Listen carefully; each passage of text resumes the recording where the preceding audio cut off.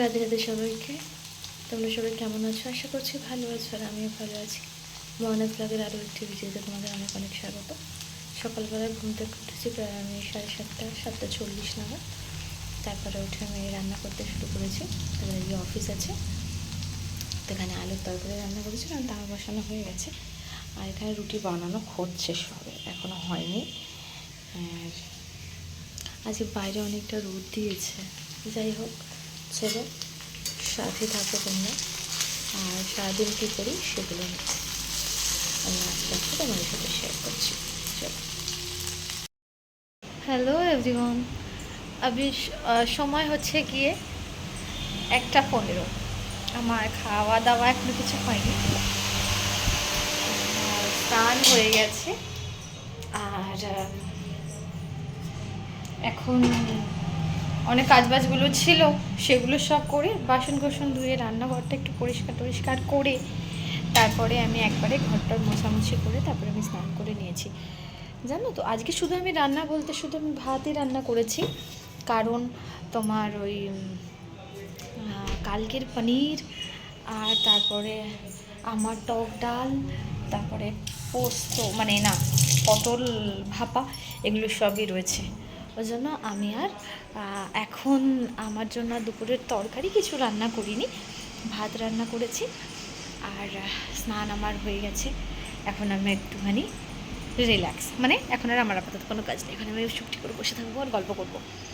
আর বলো তোমরা সবাই কেমন আছো, কি করছো? একটা কথা বলি, যারা ফেসবুক হোক বা ইউটিউব হোক, যারাই আমার ভিডিওগুলো দেখো তারা কমেন্টস কেন করো না? তারা কমেন্টস করতে পারো তো, কমেন্টস যদি করো তাহলে আমি তার রিপ্লাই করতে পারি। কমেন্টস যদি করো, যদি কিছু জানার থাকে তাহলে আমি সেগুলো তোমাদের অ্যান্সার দিতে পারি। সো প্লিজ আমাকে কমেন্টস করো, আর তার এগেনস্টে আমি পাক্কা যে আমি তোমাদের কমেন্টসে রিপ্লাই করব, ঠিক আছে? হ্যাঁ, এবার কমেন্টস করার মতন কমেন্টস, যদিও এমন কেউ নেই আমার ফ্রেন্ডের মধ্যে, চলো ফিরবি তাও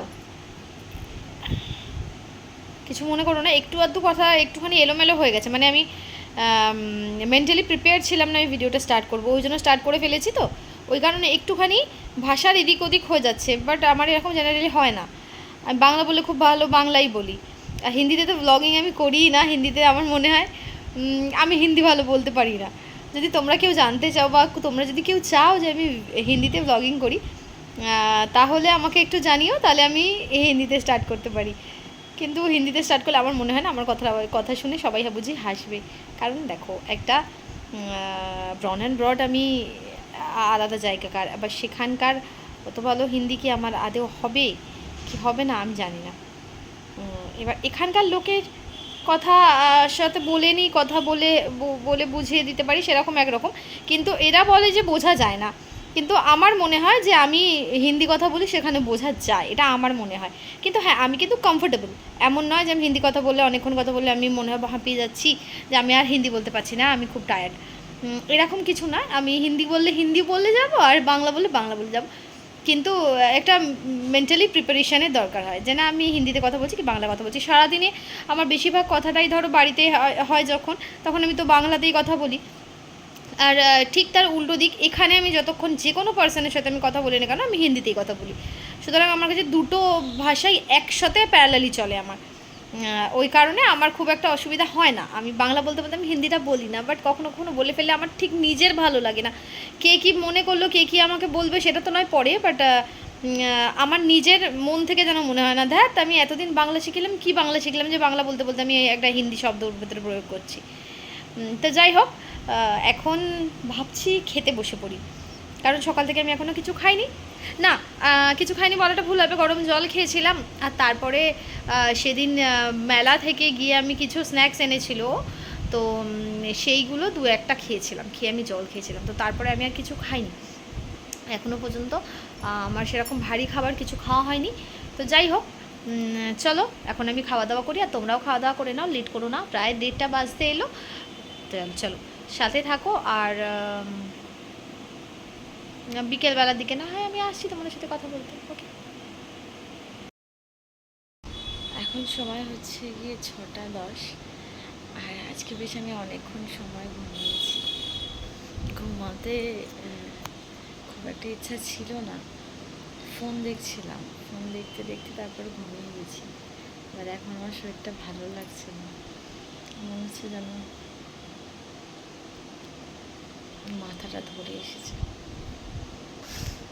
এখন কেউ আসেনি, মাথাটা ধরবে না কেন? ঘুম যেহেতু হয়েছে, তারপরে কি হচ্ছিল হঠাৎ করে লাইট খুব বেশি ফ্ল্যাকচুয়েট হচ্ছিল, মেবি লো ভোল্টেজের কারণে। আর বারবার করে লাইট ব্লিঙ্ক করছে, ফ্যান ওরকম একবার বন্ধ হচ্ছে, একবার চালু হচ্ছে, একবার বন্ধ হচ্ছে, এরকম করতে করতে একবার লাইটগুলো সব অফ করলাম, ভাবলাম যে লাইট চলে গেছে, মেবি ইনভার্টারের ওরকম চোখ হচ্ছে, কিন্তু দেখলাম তা নয়। একবার লাইট মানে কানেকশানটাই ব্লিঙ্ক করছিল। এবার হট করে যেহেতু মানে ঘুম থেকে উঠলে না এই আমার সমস্যাটা হয়, মাথাটা ধরে যায়, শরীরটা ঠিক ভালো লাগে না তখন আর। এবার এখন উঠেছে, এখন আর আমার কিছু ভালো লাগছে না। এবার দেখি এবার একদম আর মন চাইছে না, মাথাটা ধরে গেল। এই জন্য আমি দুপুরে ঘুমাই না, ঘুমালে ঘুমটা কমপ্লিট হয় না। আবার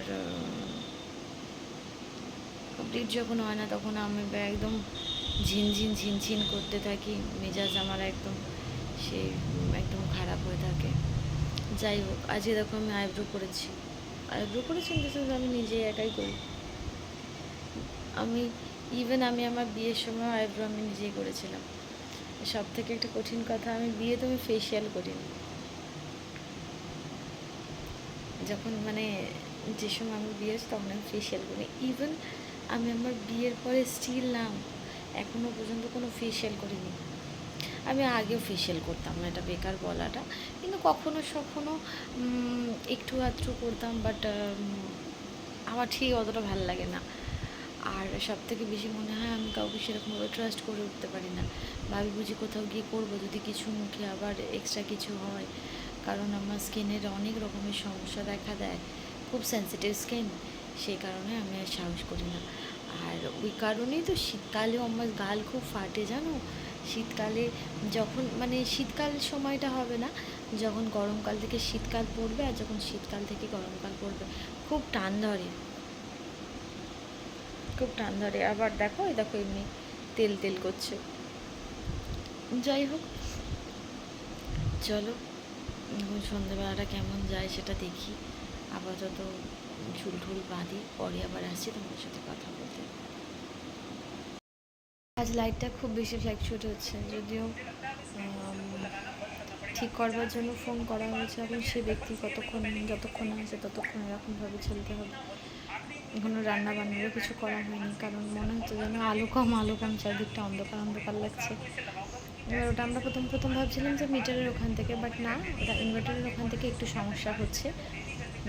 দাদা এসে দেখলো তো বললো ইনভার্টারের ওখানে, এবার সে ব্যক্তি আসুক, যতক্ষণ না আসছেন ততক্ষণ দেখা যাক কী হয়। আজ আমাদের হালত একদম খারাপ, এখানে একদম লাইট নেই, ইনভার্টার বসে গেছে, কমপ্লেন করা হয়েছে, কিন্তু তারা এখন বলছে তারা মেবি এখন আসতে পারবে না, আরও একবার অন্য এক জায়গায় গেছে। এখন আমরা বসে রয়েছি, শুধু সবজি রান্না হয়েছে, এখনও রুটি হয়নি। হ্যাঁ বেটা, বাড়িতে কেউ নেই, দাদি নেই, চাচি বলি। क्या हुआ?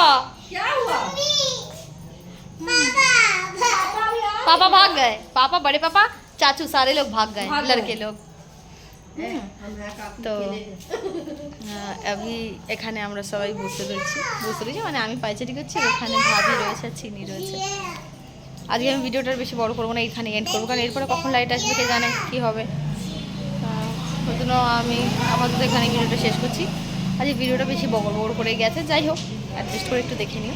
ভিডিওটা ভালো লাগলে লাইক শেয়ার কমেন্ট সাবস্ক্রাইব করো, পাশে থাকা বেল আইকনটাকে প্রেস করে দিও, আর কমেন্টস করো, কিছু জানার থাকলে তাহলে আমি সেরকম বুঝে কথা বলবো তোমাদের সাথে। আমি আগেও বলেছি।